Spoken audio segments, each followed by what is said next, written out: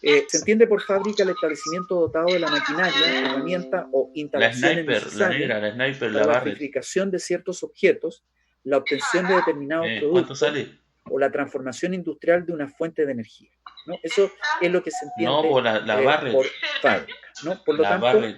en la fábrica nosotros vamos a tener insumos, materias primas, las telas que van a llegar a la fábrica, si ustedes Sí, vos sí, ven Sniper. ahí el ejemplo que yo les puse, y entonces esa tela que va a llegar, que es la materia prima que puede fabricar el propio, la propia fábrica, el propio fabricante, puede obtener sus propias materias primas o bien las puede obtener, ¿no?, de un tercero a través de un contrato de suministro, ¿no?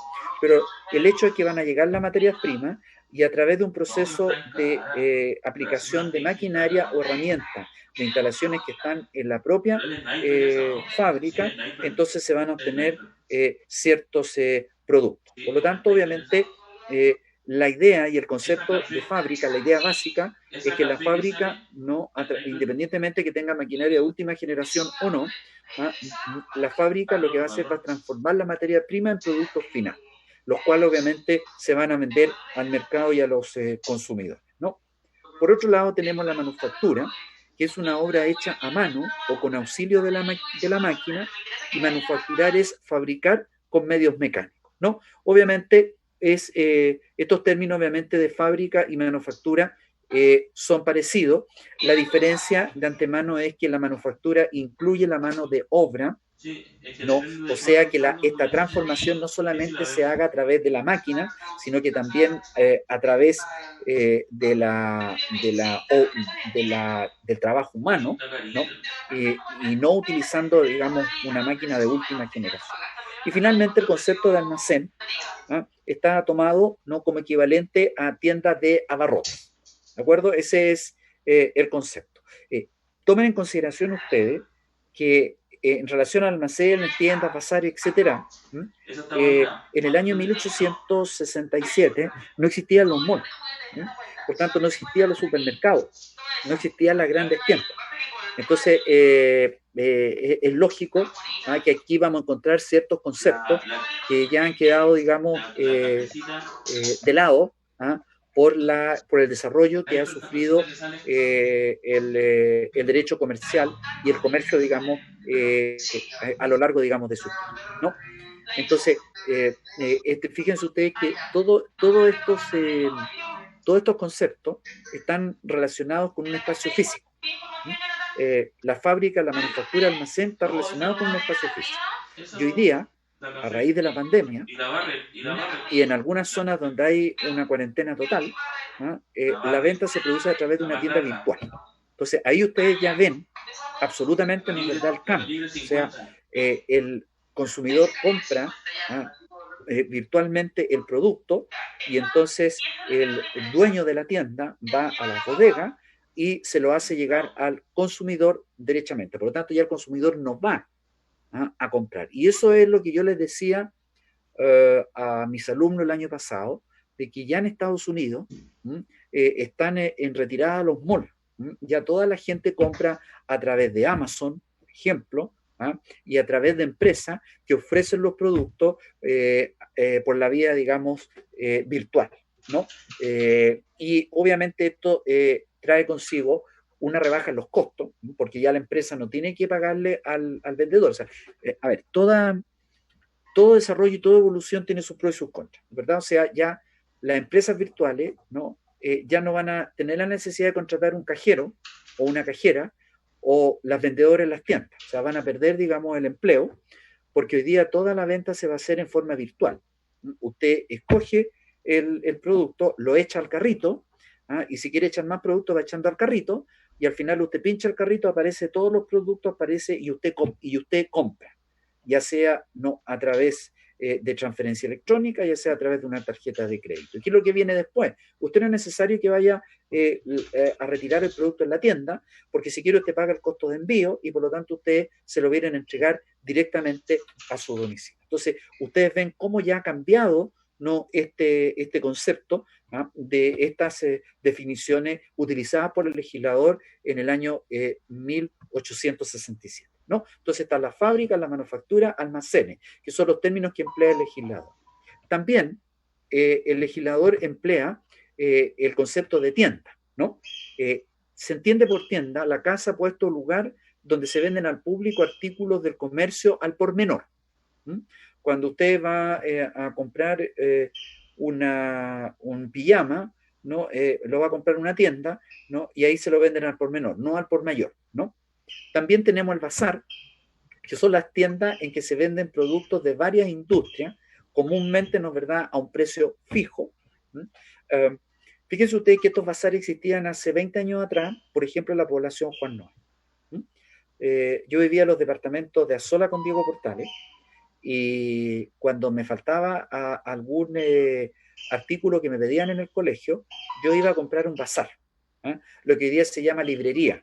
Yo iba a comprar al bazar. Y el bazar normalmente, ¿no? Estaba en una tienda que estaba abierta en el pasaje 13 de la población Juan Noé, y estaba abierta los domingos en la tarde, y el bazar usted entraba y encontraba de todo. Y dentro del todo encontraba artículos de librería que ustedes los salvaban para llevar los artículos que le habían pedido en el colegio, ¿no? Entonces, pero estos bazares hoy día ya no existen. Usted va directamente a la librería, va al mall, va a Lápiz López o cualquier, digamos, hoy día tienda que lo venden de todo, que venden de todo, ¿no? Luego tenemos la fonda, que es un puesto cantina en que se despachan comidas y bebidas, ese concepto. Los cafés, que dicen relación con los establecimientos que venden café y no como productoras de dicho fruto. Entonces, cuando usted entra a una tienda, ¿no? Y le dice a un amigo o usted misma, ¿no? ¿verdad? Me voy a servir un café, entonces ahí también, ¿no?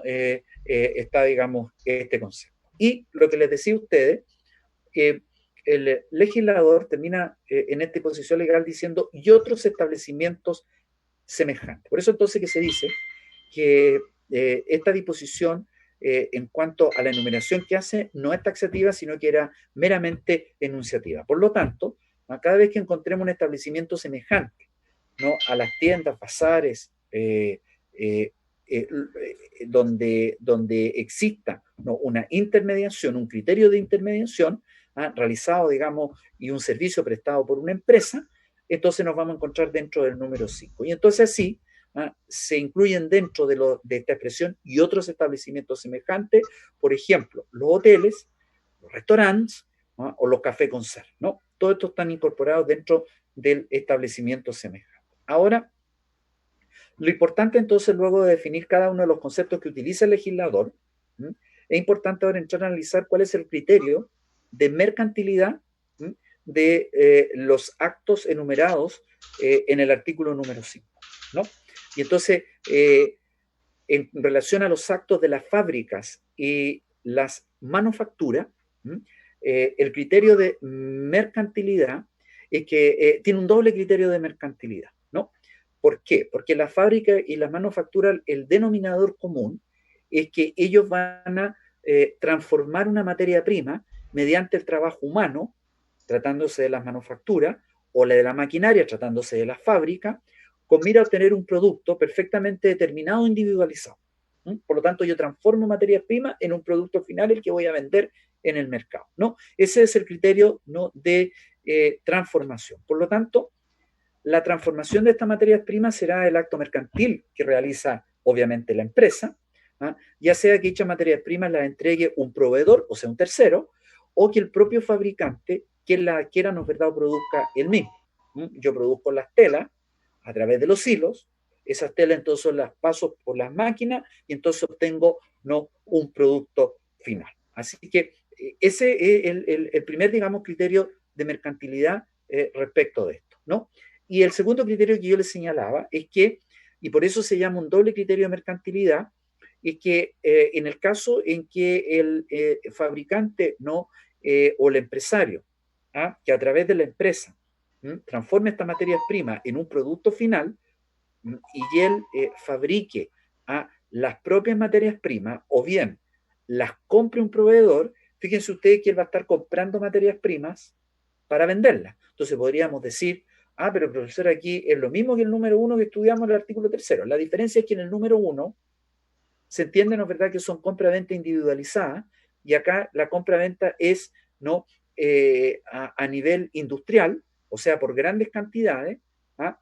Que luego lo que hace el fabricante es que transforma esta materia prima en un producto final.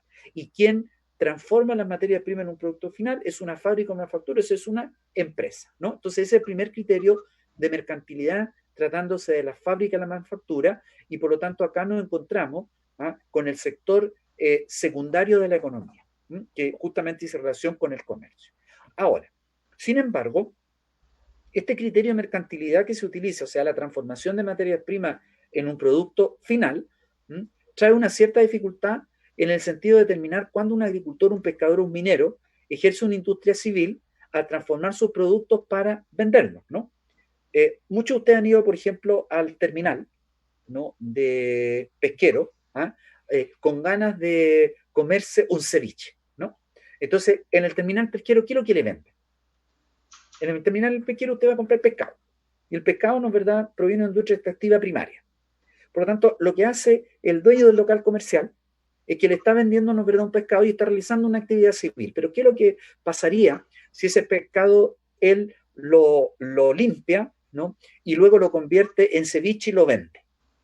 Entonces, obviamente la materia prima del pescado lo está transformando en un producto final, a través, en este caso, de la mano del hombre, y se lo está vendiendo.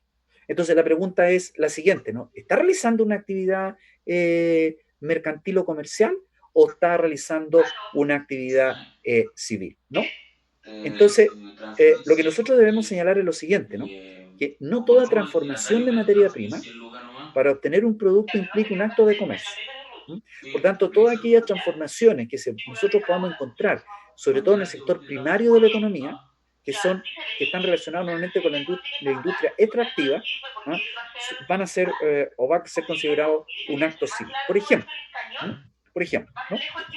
Si un agricultor transforma su cosecha de trigo en harina en su propio molino, fíjense ustedes, transforma la cosecha de trigo en harina en su propio molino, o bien el minero que logra refinar la materia que extrae en el mismo lugar sin que exista, ¿no es verdad?, un intermediario, ¿no? Entonces, puede constituir una actividad civil, ¿de acuerdo? Ahora, la jurisprudencia nacional ha sostenido que la viticultura es una actividad de índole civil sujeta a las reglas del derecho común. Por lo tanto, si un fabricante de vino extrae, ¿no? Tiene de las uvas, de las vides, y transforma las uvas en vino y lo vende, ¿no? Eso no deja de ser una actividad de naturaleza civil, ¿no? Por lo tanto, lo que debemos señalar respecto de la fábrica y la manufactura, que cuando se trata del sector, de actividad del sector secundario de la economía y realizado por una empresa, entonces vamos a estar en presencia de un acto comercial. Cuando se trata de un sector primario de la economía, aunque existe una transformación, entonces vamos a estar frente a un acto de naturaleza civil, ¿no? Ahora, en cuanto a la mercantilidad o al criterio de mercantilidad, ¿no?, de los almacenes, de las tiendas y de los bazares y otros establecimientos semejantes, aquí el criterio de mercantilidad es la no intermediación. ¿Por qué? Porque aquí la empresa, quien va a ejercer estas actividades, el almacenero, ¿no? El tendero, el dueño, digamos, del bazar, que lo hace a través de una empresa, porque eso es lo importante, va a ser un intermediador. Por lo tanto, acá los actos son doblemente mercantiles porque los establecimientos de comercio, para abastecerse de los productos que se expenden, requieren comprarlos y obviamente luego para venderlos. Y eso recae sobre bienes muebles que aparecen en el artículo 3, número 1, que que para estos efectos es importante. Sin embargo, este número 5 se diferencia con el numeral número 1, es que en el caso que nosotros estamos analizando, se refiere a una actividad desde un punto de vista global, no como una compra-venta individual.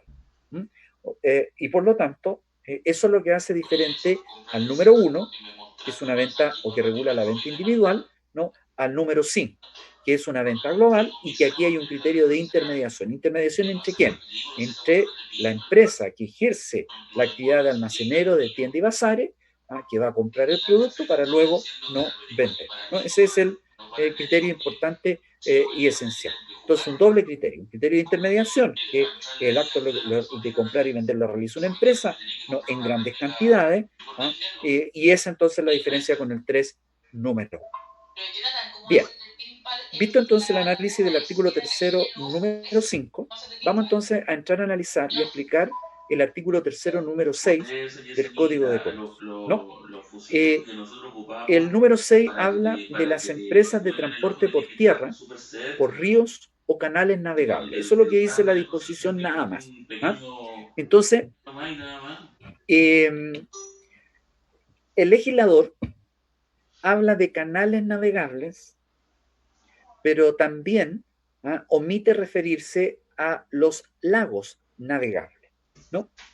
Y además debemos incorporar acá la idea de que dentro del transporte terrestre no solamente nosotros tenemos que identificarlo, el transporte terrestre, por el transporte a través de las vías terrestres, o sea, a través por tierra, sino que también existe un transporte, ¿no?, por ríos o canales o lagos navegables, y esa es una navegación que se llama lacustre. ¿Por qué se llama lacustre? Porque es una navegación que se encuentra al interior del mar territorial. Por lo tanto, es una extensión del territorio, ¿no es verdad?, de la República. Y es por ello entonces que cualquier navegación que se realice por canales navegables se entiende una expresión y una extensión del territorio nacional. Y por ser entonces una navegación lacustre, también el legislador debió haber incluido el transporte por lagos navegables. Por lo tanto, es una misión y obviamente debe incluirse dentro y debe entenderse que está incluido dentro de la disposición legal. Por lo tanto, una empresa que realice, ¿no?, un transporte por lagos navegables, ¿no?, también va a realizar una actividad mercantil. Ahora, por otro lado, tratándose del transporte aéreo, el transporte aéreo tiene una regulación especial a través del Código Aeronáutico. Por lo tanto, aquí aplicamos el principio de la especialidad y en consecuencia todo lo que diga relación con el transporte aéreo, el transporte a través de aviones, entonces se va a regular por el Código Aeronáutico. Y también existe el transporte por medios marítimos. Y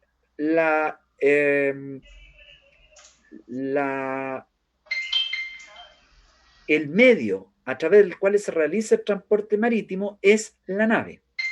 Por lo tanto, tratándose del transporte marítimo que tiene reglas especiales, la nave viene a ser la empresa.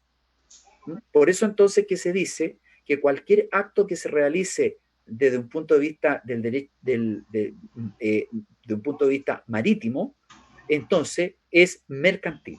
Y por eso entonces dice que el mar mercantiliza los actos. Porque cada vez que ustedes vean una nave que va transportando ya sea pasajeros o mercaderías a través de containers, la nave, ustedes tienen que imaginarse que es la empresa. Y todos los actos que se realicen a través del transporte marítimo son actos siempre mercantiles. Aquí, en ese punto, no cabe hablar de los actos mixtos de doble carácter, que un acto sea mercantil para una parte o civil para otra. No, es un acto de naturaleza mercantil y que ustedes entonces van a estudiar en Derecho Comercial. Por lo tanto, en materia de transporte existe el transporte terrestre, el transporte aéreo y el transporte marítimo. En consecuencia, el artículo 3, número 6, lo que regula es el transporte terrestre, sea por tierra, ríos, canales o lagos navegables que se encuentran al interior, ¿no?, de el mar, digamos, territorial, ¿no? Ahora, se trata, por lo tanto, enseguida de un transporte hecho por empresa, ¿no?, dado que el transporte en sí es una actividad civil. Mezcla, digamos, el transporte de arrendamiento de servicios y depósito, ¿ya? Así, el transporte individual realizado por un taxista es un acto civil, pero cuando es realizado por una empresa, entonces toma el carácter de acto, ¿no?, de comercio. Entonces, cuando usted encarga el transporte de su mercadería a través de Transporte Segura Guevara y que lo realiza una empresa, ¿no?, ese transporte de mercadería es un acto comercial. Y o bien, ¿no?, cuando usted viaja a través, por ejemplo, de la empresa de transporte Flores y Hermano, ¿no?, usted, si el transporte lo realiza, ¿no?, una empresa, Turbus, Pullman Bus, Fish Tour, Chile Bus, entonces es una empresa mercantil. Pero cuando usted le pide a un taxista que lo lleve de un lugar a otro, entonces ese contrato de transporte es de naturaleza civil y no va a ser mercantil. Ahora, si ese taxista, ¿no?, pertenece o es socio de una empresa de transportes de taxi, entonces es de naturaleza mercantil. Por tanto, la ley mercantiliza el transporte a condición de que se haga por intermedio de una empresa, no por personas individuales. Cuando usted toma, ¿no?, un Uber, obviamente eso es un transporte que usted, por el cual usted va a pagar, un servicio por el cual va a pagar, pero es civil porque no lo realiza una empresa, sino que una persona natural. Por tanto, la industria del transporte es mercantil por sí misma. La empresa de transporte es una empresa comercial, aunque no se dedique al transporte de mercadería, ¿no? Ahora, es importante relacionar el tema del transporte, ¿no?, con lo del tren número 6, con lo que dice el artículo 166, que nosotros vimos a propósito que el artículo 166 en su inciso primero da una definición o un esbozo de definición de contrato de transporte, de contrato, perdón, de empresa de transporte. No lo define directamente, pero sí le da los elementos para poder determinar qué es lo que es una empresa a nivel mercantil. Y el inciso final habla también o se refiere al empresario de transporte. Dice que es el que ejerce la industria de hacer transportar personas o mercaderías. Se llama empresario del transporte, aunque algunas veces ejecute el transporte por sí mismo. Eso lo dice el artículo 166 del Código de Comercio. Por lo tanto, desde esta perspectiva, ¿no?, esta disposición legal da al transporte el carácter de industria, porque dice se ejerce una industria.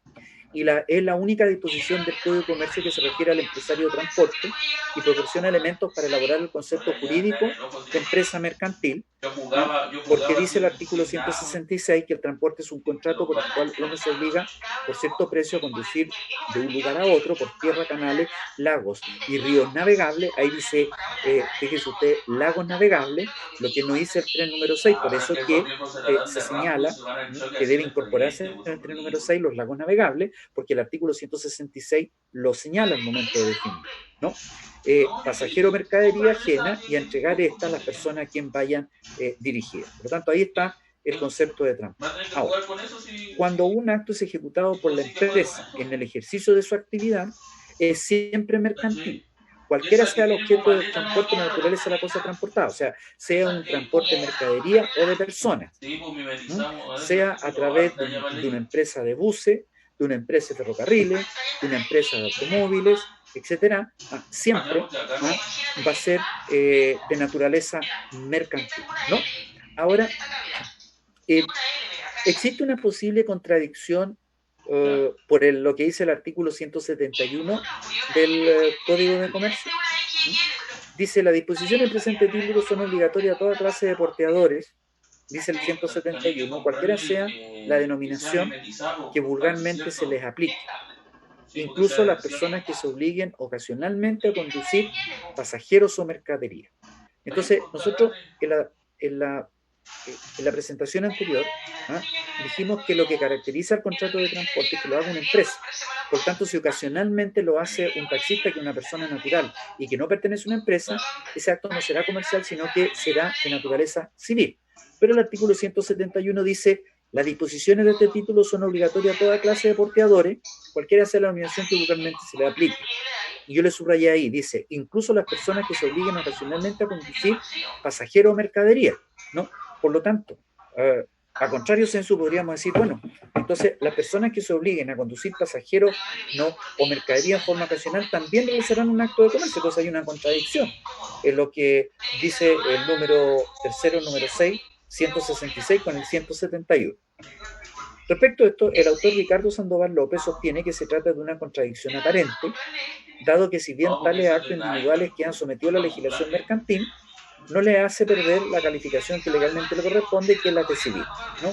Así, por ejemplo, en el caso del taxista individual, dice Ricardo Sandoval, estamos ante un acto civil que se rige por el Código de Comercio, precisamente porque esta actividad carece de reglamentación en el Código Civil. Y esa entonces es la forma en que se resuelve la aparente contradicción, ¿no? En relación a que el contrato de transporte no está regulado o reglamentado en el Código Civil. Si ustedes se van al libro cuarto, donde se regulan todos los contratos en el Código Civil, no está el contrato de transporte, ¿no? Y el contrato de transporte sí está regulado en el Código de Comercio. Entonces, así lo explica el profesor Sandoval López respecto a esta aparente contradicción que se podría producir entre el 171 con el tren número 6. Eso en cuanto al porteador. Vamos entonces a ver qué pasa con el cargador, ¿no? Por tanto, el artículo 3, número 6, se refiere al acto de comercio cuando la empresa que lo ejecuta es la porteadora. Pero ¿qué pasa ahora con el cargador? Para analizar esto, y sin que esto sea una clase y se transforme en una clase de contrato de transporte, pero para que ustedes lo entiendan, en el contrato de transporte intervienen tres partes, ¿no? En principio.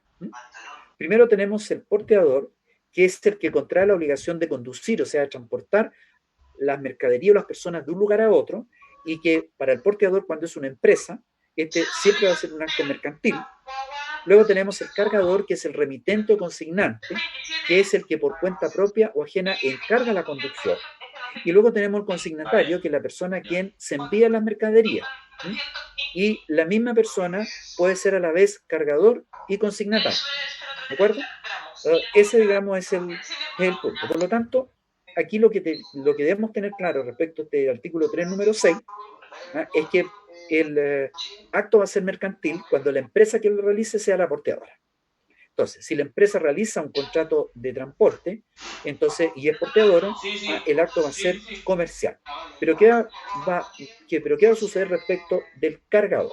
Respecto del cargador, para resolver esta situación, debemos aplicar el principio de la teoría del acto mixto o la teoría de lo accesorio. Entonces, para el cargador, el acto podrá ser mercantil sin que lo encargue una empresa, o civil sin que lo encarga es una persona natural.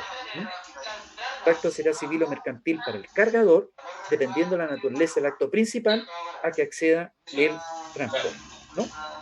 Bien. Análisis del artículo 3, número 7 del Código de Comercio. El artículo 3, número 7 dice: son actos de comercio, ya sea de ambos contratantes, ya sea de parte uno de ellos, la empresa de depósito de mercadería, provisiones o suministros, las agencias de negocio y los martillos.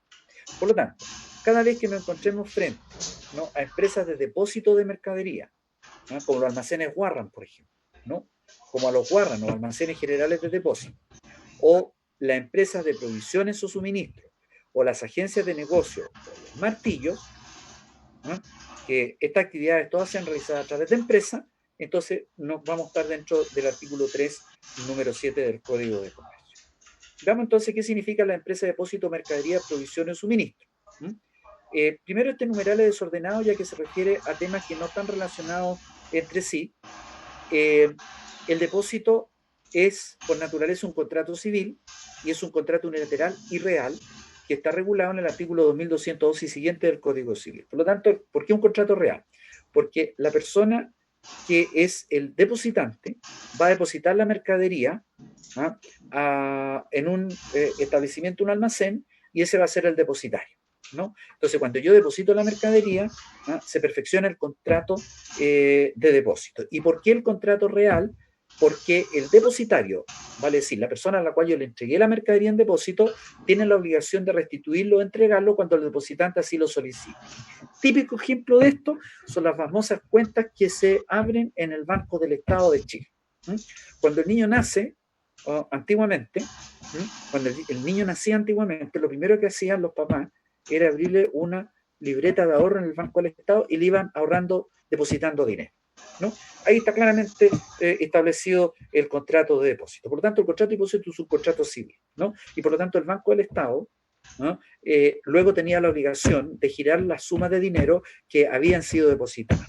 Eso en cuanto, por ejemplo, al dinero. Ahora, pensemos en un almacén general de depósito, ¿no? Yo voy a depositar mercadería al almacén general de depósito. Tengo que pagar, ¿no? Para esto el depositante tiene que pagar, las mercaderías quedan depositadas en este almacén general y el almacén general de depósito, que el depositario tiene la obligación de entregarlo, ¿no? A requerimiento del depositante. Por eso entonces que es un contrato unilateral, porque quien asume la obligación es el depositario, entregar la mercadería, y es real porque se perfecciona una vez que el depositante deposita y entrega, ¿no? La mercadería al depositario, y el depositario luego tiene la obligación de restituir las mercaderías al depositario. Ahora, por lo tanto, el depósito, que es de naturaleza civil, toma el carácter de comercial al ser celebrado por una empresa, que es la empresa de depósito, y ello porque está el elemento de intermediación entre los servicios que ofrece, bodegas, servicios de carga, servicios personales y el público.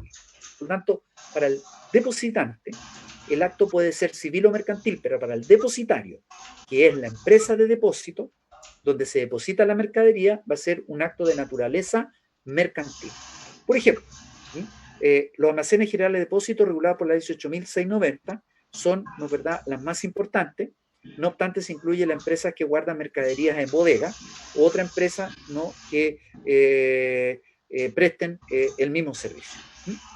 Bien, luego tenemos, en segundo lugar, dentro de la numeración que señala este numeral, está la empresa de provisiones y suministros. Dice este número, dice que se menciona a las empresas de depósito de mercadería, ¿no?, provisiones o suministros. Y debió decir, y ahí está el error en que incurre el legislador, empresa de provisión y suministro, ya que las empresas de provisión y suministro son empresas diferentes que se dedican a rubro o actividades diferentes. ¿Ya? Por lo tanto, debió haber utilizado una conjunción no copulativa, sino que disyuntiva. Provisiones y suministros, y no provisiones o suministros. O sea, ambas empresas no son sinónimas, ¿no? Ahora, para Palma-Roger, profesor Palma-Roger, en la doctrina internacional, cree ver en la empresa de suministro y en las de provisiones una sinonimia, y las define a ambas como aquellas que tienen por objeto suministrar cosas muebles mediante un contrato en el cual el proveedor se compromete a entregar a otra persona durante cierto tiempo los objetos destinados a la satisfacción de una necesidad mediante el pago de un precio fijado de antemano y que habrá lugar de regir durante todo el tiempo que dure el contrato. Ahora, para entender este concepto de Palma-Roger les voy a dar inmediatamente un ejemplo. Para Palma-Roger lo mismo sería provisiones o suministro. Por ejemplo, cuando se celebra un contrato entre una administración del Estado con un proveedor. Un servicio público hace una licitación para la compra de papel de fotocopiador. Pues ahí es claramente un ejemplo de un contrato, ¿no? Por lo tanto, en este caso, la empresa proveedora se compromete a entregar, en este caso, al servicio público durante un cierto tiempo ciertos objetos destinados para la satisfacción de una necesidad, en este caso, obviamente, para poder imprimir documentos, ¿no? Y el servicio público lo que hace es pagarle un precio que se ha fijado de antemano. Ese sería, digamos, para Palma-Roger, un ejemplo de empresa de suministro o de provisiones, ¿no? Ahora, por otro lado, le voy a dar otro ejemplo. El ejemplo para Palma-Roger, que también sería una empresa de provisión y suministro, es el suministro de los servicios básicos. Por ejemplo, la luz, el agua y en algunos casos también el gas. No se olviden ustedes que hay ciertos condominios que utilizan estos tanques de gas grandes y por lo tanto el gas va por cañería. Por lo tanto, usted dentro de los gastos comunes está cubierto el pago, digamos, del gas que van a utilizar los departamentos. Entonces, para Palma-Roger, estas dos tipos de situaciones de contrato serían lo mismo, ¿de acuerdo? Ahora, sin embargo, para la mayoría de los autores, el contrato de provisión y suministro no son lo mismo. Ahora, las empresas de provisiones son aquellas empresas que proveen bienes corporales muebles. Y este número no es una repetición del número 1, que es la compra para vender. ¿Por qué? No hay que confundir. Primero, porque en el número 1 se refiere a la compraventa como un acto individual, y aquí nos estamos refiriendo a una empresa que realiza un conjunto de actos, una empresa que siempre está proveyendo de bienes corporales muebles por un tiempo determinado y bajo el pago de un precio. Y segundo, porque los actos a que se refiere el número 1 empiezan con la compra y terminan con la venta. Pero en este caso, no ocurre así, pues el empresario vende lo que todavía no ha comprado, es decir, celebra un contrato con el tercero y luego compra lo que necesite para cumplirlo. Lo que se califica de acto de comercio es el contrato de provisionamiento y no, ¿verdad?, el contrato de compra. Y entonces esto es lo importante y que les quiero señalar a ustedes, ¿no? Cuando un servicio público hace una licitación para comprar resmas de papel de fotocopiadora y la persona que se adjudica esta licitación, que es el proveedor, por eso se llama proveedor, lo que celebra con la administración es un contrato de provisión. Y una vez que celebra el contrato, empieza a comprar las resmas de papel y se las va entregando al servicio y va cobrando por el servicio una vez, ¿no?, que el servicio le va pidiendo, ¿no?, estas resmas de papel. Eso es lo que quiere señalar. Por lo tanto, esa es la esencia natural, ¿no?, de una empresa de provisión. Y por otro lado, tenemos la empresa de suministro, que son aquellas empresas que proveen de flujos servicios inmateriales como la electricidad, el gas y el teléfono. Y esta empresa habitualmente no es la que produce lo que suministra. O sea, si ustedes ven las empresas de agua, ellas elaboran el agua para luego entregarla. Entonces, no solamente son empresas que distribuyen el agua, sino que también son empresas que producen el agua. Y lo mismo sucede con las industrias, digamos, eléctricas. Ahora, la empresa de suministro tiene por objeto prestar servicios mediante una remuneración determinada y dice relación con servicios que interesan a toda la colectividad y por lo mismo se organizan como servicios públicos o por lo menos están bajo el control del Estado, ¿no?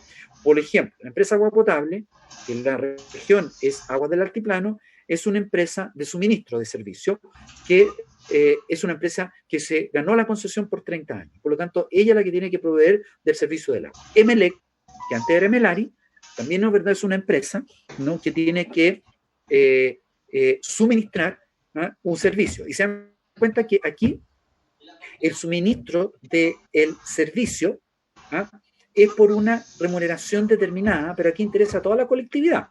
O sea, tanto a los servicios públicos, a la empresa, a los privados, a nosotros que vivimos en las casas, que necesitamos la luz, ¿verdad?, y el agua. Entonces, ¿qué es lo que debemos en definitiva concluir, ¿no?, respecto a este punto?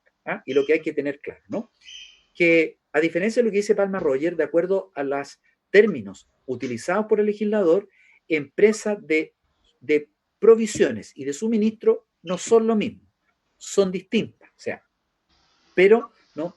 Obviamente ambas tienen un denominador común, que es provisionar o entregar servicios o bienes corporales muebles por un tiempo determinado, ya sea a toda la colectividad o, ¿no es verdad?, a una empresa o una distribución del servicio de Estado determinado, y se paga, ¿no es verdad?, conforme a ello un precio o una remuneración no determinada, ¿no?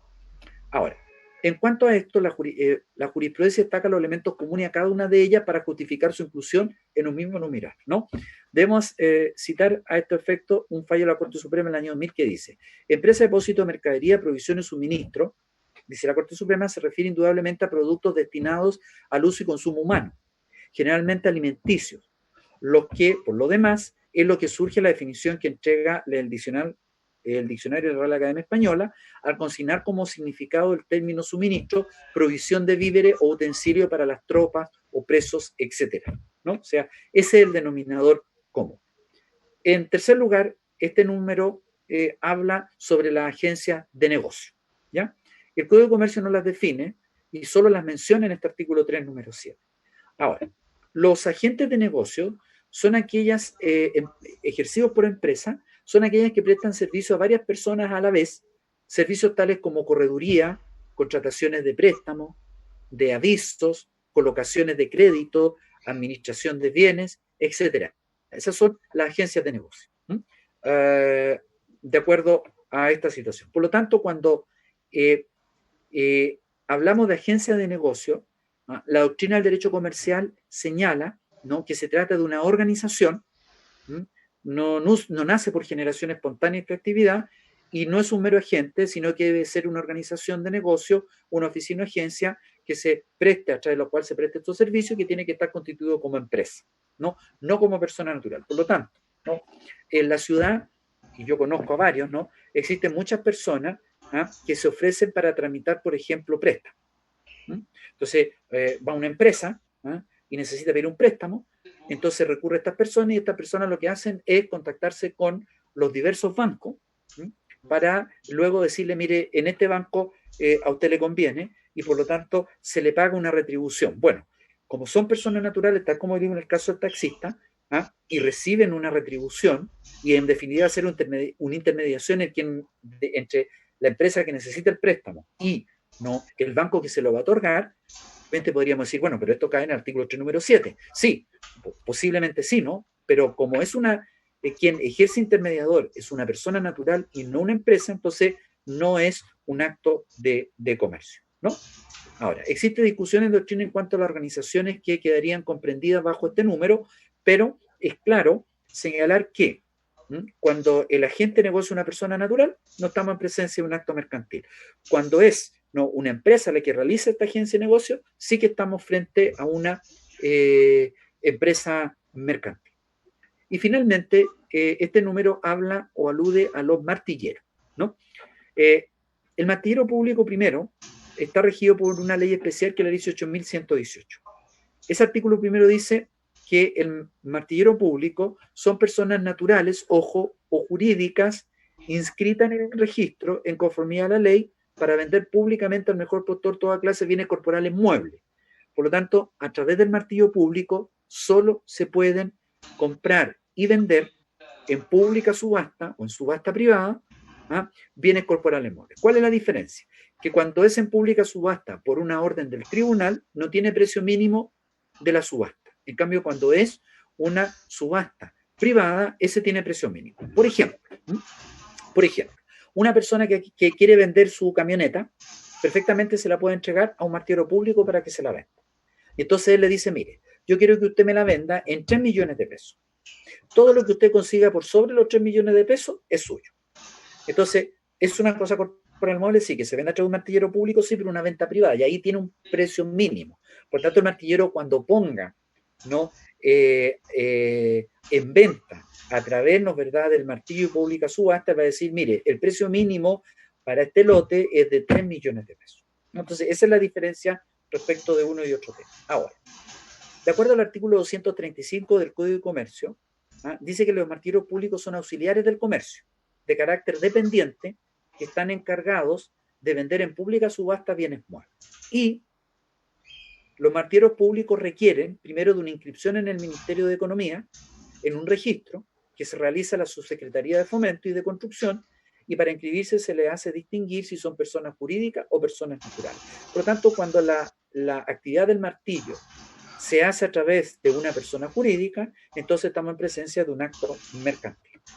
Bien, análisis del artículo 3, número 8 del Código de Comercio. El artículo 3, número 8 dice que son actos de comercio, ya sea para ambos contratantes, ya sea para uno de ellos, las empresas de espectáculos públicos, sin perjuicio de las medidas de policía que correspondan tomar a la autoridad administrativa. Eso es lo que dice el número 8, ¿no? Ahora, debemos entonces señalar qué se entiende por empresa de espectáculos públicos. Quedan comprendidas todas las empresas que tienen por objeto entretener al público desde cualquier punto de vista, desde la arte, la cultura, ¿no?, etcétera. Por lo tanto, la mercantilidad en este caso queda determinada sobre la base de la empresa y el ánimo de lucro, que está de por medio. Por tanto, para que el espectáculo público constituya un acto de comercio, se requiere que exista una empresa que organice los factores respectivos para intermediar entre, ¿no? Por lo tanto, cuando, no sé, viene alguna artista o algún conjunto famoso a cantarnos, ¿verdad?, Arica, no sé, una cantante famosa, dígame usted alguna cantante que le guste, ¿no? Yo me quedé con la Sonora Palacio, por ejemplo, o o los prisioneros, ¿no? Pero, no sé, pues cualquier artista hoy día, o con los Vázquez, ¿no? Bueno, no sé, pues cualquier artista que a usted les guste, estoy hablando de artistas chilenos, ¿no? Eh, que venga, digamos, aquí a un espectáculo público. Y quien monta el espectáculo público es una empresa, ¿no? Que va a ser un intermediador entre el espectáculo público, perdón, el cantante, el artista, y no, ¿verdad?, el público que lo va a ir a ver. Entonces, cuando es una empresa de espectáculos públicos, obviamente que ahí es un acto de comercio para esta empresa, ¿no? Y para quien compra la entrada, obviamente va a ser un acto de naturaleza civil, ¿no? Ahora, la empresa debe proveer el local, las instalaciones, las luces, los sonidos, el personal que venda los boletos, que acomode y pagarle a los artistas que realicen un verdadero espectáculo. ¿Ya? Eso es lo importante y lo esencial. Ahora, es importante destacar lo siguiente, ¿no? Y hacer la distinción. ¿Eh? ¿Qué pasa si los propios artistas organizan el espectáculo por sí solos, sin a través de esta empresa y sin la intervención del empresario, aun cuando sea retribuido por el público? El acto es meramente civil porque actúan en el ejercicio de sus profesiones, pero no lo realizan a través de una empresa, ¿no? Eso hay que dejarlo absolutamente claro. Finalmente, ¿no? Esta disposición legal, en la frase final dice, sin perjuicio de las medidas de policía que correspondan tomar a la autoridad administrativa, que es una frase que proviene, ¿no?, del Código de Comercio del año 1867. Por lo tanto, hoy día carece absolutamente de interés. Piensen ustedes que en el año 1867 no existía la Policía de Investigación y tampoco existía Carabineros de Chile. Por lo tanto, hoy día obviamente carece de esto porque en la actualidad el conocimiento de todos estos asuntos está confiado a los juzgados de policía local, ¿no? Bien. Análisis del artículo 3, número 9 del Código de Comercio. El artículo 3, número 9, dice, son actos de comercio ya de parte de ambos contratantes, ya de parte de uno de ellos, las empresas de seguro terrestre SAPRIMA, incluida aquella que asegura mercaderías transportadas por canales o ríos. Ya dijimos que el transporte, ¿no?, terrestre incluye no solamente el transporte, perdón, incluye no solamente el transporte terrestre, sino que el transporte por ríos, lagos, ¿no?, o canales navegables que se encuentran en el interior del mar territorial.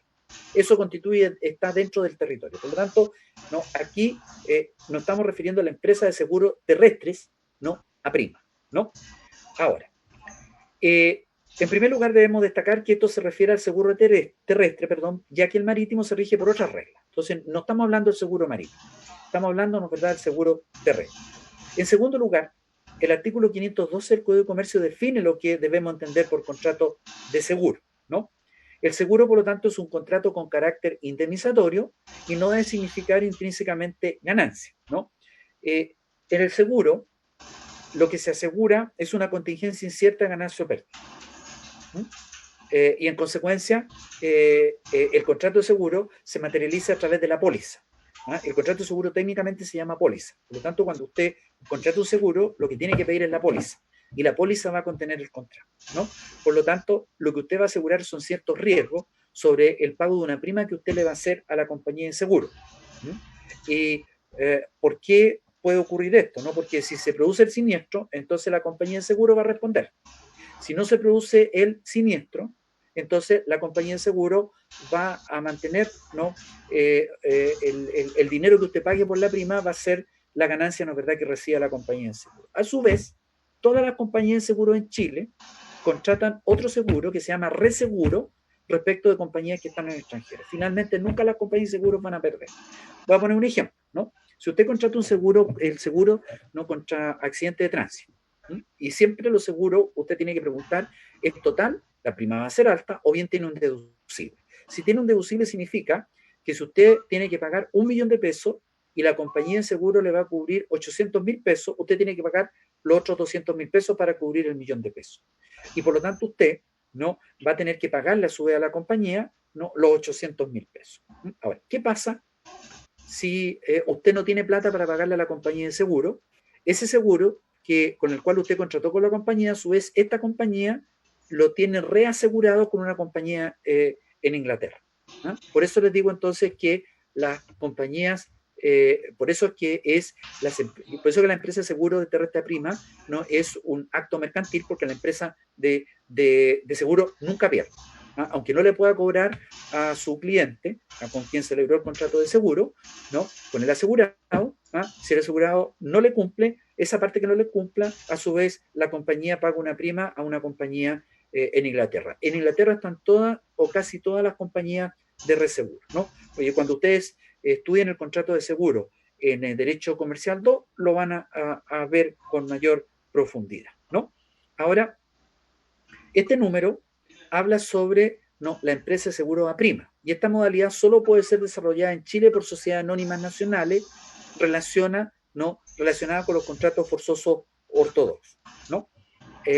Por lo tanto, cuando la empresa de seguro a prima solo pueden ser realizadas en Chile por empresas sociedades anónimas, las sociedades anónimas nacionales por naturaleza son empresas comerciales, ¿no? Entonces la pregunta es, ¿qué pasa si una compañía extranjera que quiera explotar el rubro, digamos, los seguros en Chile? Esta compañía extranjera va a aportar su capital, pero en Chile se va a asociar con una empresa chilena y van a crear una empresa chilena, ¿ya? Ahora, las compañías de seguro se dividen en dos grupos. Primero, aquellas que cubren los seguros de pérdida o deterioro en las cosas o en el patrimonio. Muchas veces ustedes van a ver en la publicidad, ¿no?, que dicen asegure su auto, ¿no? ¿Qué pasa, no, verdad, si su auto se siniestra, se pierde, se lo roban? Entonces asegure su auto. Entonces esos son los primeros, digamos, tipos de seguro. Cubre las pérdidas o deterioro de las cosas que están dentro de su patrimonio. Y otras que cubren los riesgos de las personas o que garanticen a esta dentro, ¿no?, o al término de un plazo, un capital, una póliza saldada o una renta para el asegurado o sus beneficiarios, ¿no? Y esto es lo que en derecho civil se conoce como la estipulación en favor de otros. Por ejemplo, el seguro de vida. Ese seguro que cubre el riesgo de personas, ¿no? Que en un primer momento no se aceptó, porque en definitiva eso significaba que los terceros podían atentar en contra de la vida del asegurado y así cobrar el seguro, pero que hoy día se entiende que Sergio Baeza Pinto, que tiene un contrato de seguro, se acepta el seguro de vida porque se entiende de que si el asegurado fallece, entonces el seguro le va a cubrir a sus herederos la manutención y la calidad, ¿no, verdad?, de vida que le debió haber proporcionado al asegurado, que ahora no se lo proporciona porque falleció. Entonces, es el concepto, digamos, que tiene el seguro. Por lo tanto, esos son los dos rubros de riesgos que cubre, ¿no?, un seguro, ¿no? Ahora, estos dos grupos son excluyentes. Una misma entidad aseguradora no puede cubrir ambos tipos de riesgos, o sea, el riesgo por pérdida de las cosas, no, verdad, y el riesgo respecto de la persona. Pero ello, digamos, no opta a que cada uno pueda cubrir riesgos derivados de accidentes personales o no los de salud, ¿no?, en cuanto a la pérdida de cosas y también en cuanto a las personas, ¿no? Bien, ahora, análisis del artículo 3 del número 20, finalmente, ¿no? Dice el número 20, dice, son actos de comercio ya sea para ambos contratantes o para una parte de ellos. Ahora, perdón, se me olvidaba decirle lo siguiente respecto a esto, ¿no? En el contrato de seguro hay dos partes, en principio, la empresa aseguradora y el asegurado. Para la empresa aseguradora de seguros a prima, siempre el contrato de seguro va a ser mercantil, pero para el asegurado, de acuerdo a los actos mixtos de doble carácter, podrá ser civil o mercantil. Si quien contrata el seguro es una empresa, entonces va a ser seguramente mercantil si está dentro de su giro comercial, algunos de los actos del artículo 3. Pero si quien contrata es una persona natural, que no ejerce en verdad el comercio, entonces va a ser de naturaleza civil. Y finalmente tenemos el análisis del artículo 3, número 20 del Código de Comercio. Dice, son actos de comercio, ya de parte de ambos contratantes y de parte de uno de ellos. Número 20. Las empresas de construcción de bienes inmuebles por adherencia, como edificios, caminos, puentes, canales, desagüe, instalaciones industriales y de otros similares de la misma naturaleza. Entonces, lo importante y esencial acá es que el legislador incorpora un concepto de la empresa de construcción de bienes inmuebles por adherencia. Ustedes saben que los bienes inmuebles se clasifican en bienes inmuebles por naturaleza, por adherencia y por destinación. Por lo tanto, aquí estamos hablando por bienes o empresas que construyen bienes inmuebles por adherencia, o sea, aquellos que se adhieren permanentemente, ¿no es verdad?, al suelo, como por ejemplo la construcción de casas, de condominios, etcétera. ¿De acuerdo? A eso se refiere a este 3 número 20 del Código de Comercio. Ahora, este 3 número 20 era un número que no estaba incluido dentro de la numeración original que provenía del año 1867. Este número 20 se incluye a través del decreto ley 1953 en el año 1977. ¿Ya? Ahora, el legislador se ha referido solo a la empresa cuyo objeto sea la construcción de bienes inmuebles por adherencia. A eso se refiere. Por lo tanto, quedan excluidos de este número 20 las empresas que ejecutan actos o contratos sobre bienes inmuebles, como por ejemplo de administración, de arriendo, de loteo, urbanización de bienes raíces. En ningún caso, ¿no es verdad?, el propósito del legislador fue extender la mercantilidad al ámbito de los inmuebles en general. Solamente aquellas empresas que se dedican a la construcción de inmuebles por adherencia. Ahora, la pregunta es, como dice Ricardo Sandoval López, la finalidad del legislador de agregar este precepto, de este número 20, fue para incluir tal actividad en los procedimientos concursales, ¿ya? Y así, si estas empresas caían en quiebra, podían ser declarados según el artículo 41 de la ley de quiebra. Esa fue la finalidad. Entonces preguntarán ustedes por qué. Pues no se olviden ustedes que en el año 1977, en pleno gobierno militar o dictadura, para no herir susceptibilidades de cualquier, digamos, alumno, Chile pasó por un periodo de mucha depresión, de una depresión económica. Por lo tanto, muchas de estas empresas empezaron a caer en quiebra. Las empresas, digamos, que construían bienes inmuebles por adherencia, edificios, condominios, ¿no? Y entonces, por ser de naturaleza civil, entonces se aplicaban, digamos, otras normas de la ley de quiebra vigentes en estos momentos, que eran mucho más benevolentes que si la empresa fuera una empresa comercial, ¿no? De hecho, por ejemplo, si era una empresa comercial, bastaba con que ella incumpliera una obligación mercantil para caer en quiebra, ¿no? Entonces, ese fue, digamos, el concepto, ¿no? O sea, estaba ligado al procedimiento de la quiebra y por eso el legislador las incluyó. Esa es la única finalidad, ¿no? Ahora, ¿qué es lo que sucede hoy día? Hoy día este tema de que ser una empresa civil o mercantil y por lo tanto no era más benevolente el legislador, hoy día ya no existe, desapareció el fundamento, no obstante está o se mantiene regulado en el número 20 del artículo 3.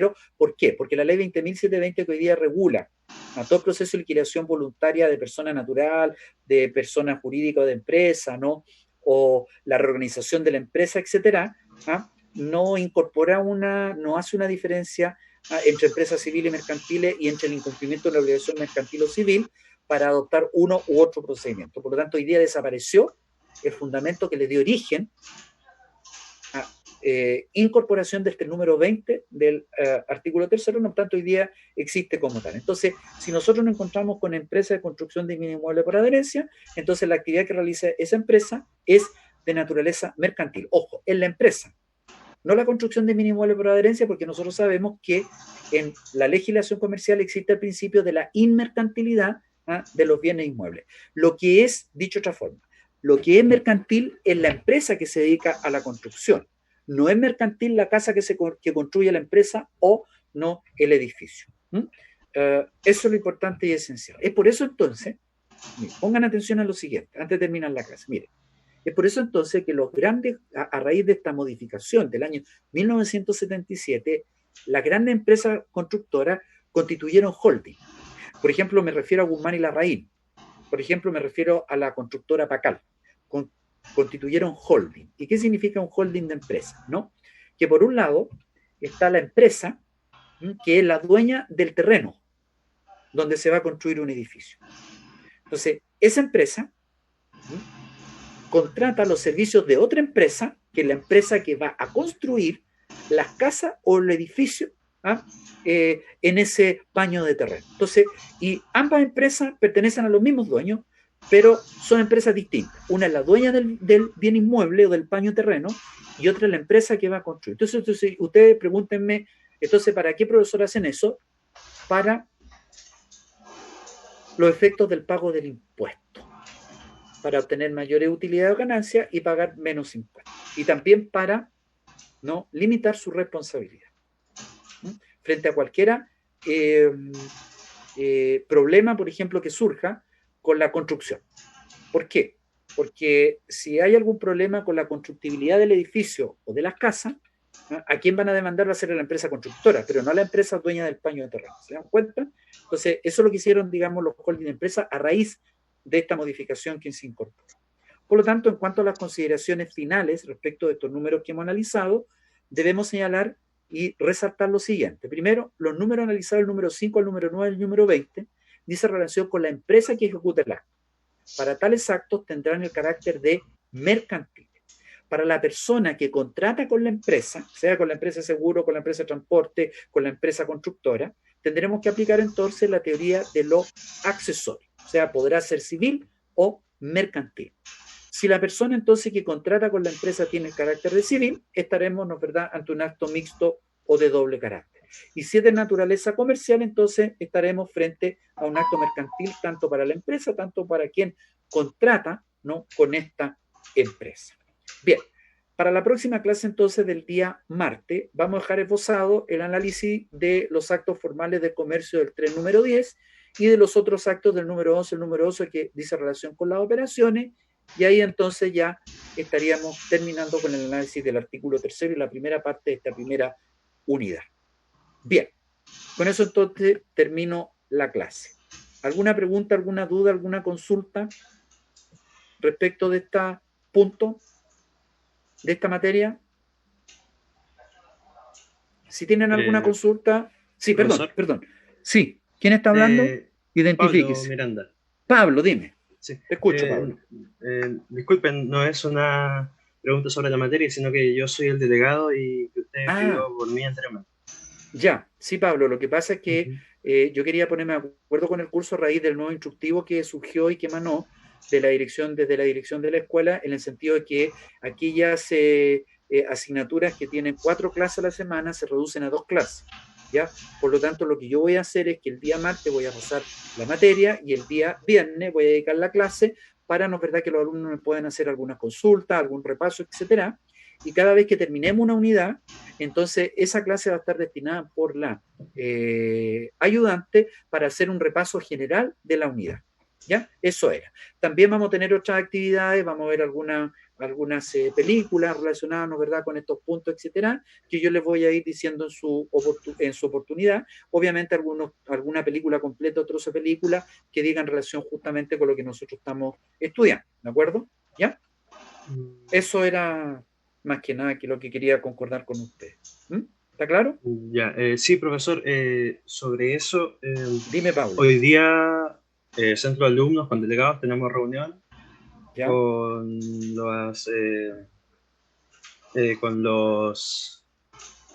dirección de carrera y tenemos que fijar varios puntos, por lo tanto, el plan que tiene usted está sujeto a las modificaciones o puntos que vamos a establecer hoy día. Perfecto. Entonces, ya, creo en todo caso, en lo que se va a emanar de esta reunión, usted lo tomará para sí, Pablo, cuadrarse en lo que haremos. Pablo, no, sin ningún problema. Yo me voy, simplemente yo le estaba diciendo que como hay digamos, hay una instrucción, digamos, del director de la escuela, que como ustedes saben, yo terminé el 29 de mayo mi gestión, digamos, como director de la escuela, por lo tanto hay un director subrogante hasta que no se elija un nuevo director. Entonces, como a nosotros nos dijeron que las clases ya sea las asignaturas de 6 horas, de 4 horas se reducían en 2 horas, pero esa hora significaba entonces era de atención, digamos, al alumno, a resolver consultas, es por eso entonces que yo estoy tomando esa instrucción. Ahora, si obviamente esto cambia hoy día en la reunión de la noche y hay una nueva instrucción la próxima semana, yo no tengo ningún problema. O sea, yo como académico común y corriente me adecuo, digamos, no al acuerdo a que llegue la autoridad de la carrera de la escuela, perdón, con los alumnos. ¿De acuerdo? Eso es. Ya, profe. ¿Ya? Ok, ahora también les digo que a contar de la próxima semana yo ya tengo el sitio, digamos, creado para los efectos de todas las clases que yo he grabado, tanto en Derecho Civil 3 como en Derecho Comercial 1, entonces ustedes las van a tener subida, digamos, esa página para que ustedes puedan estudiar.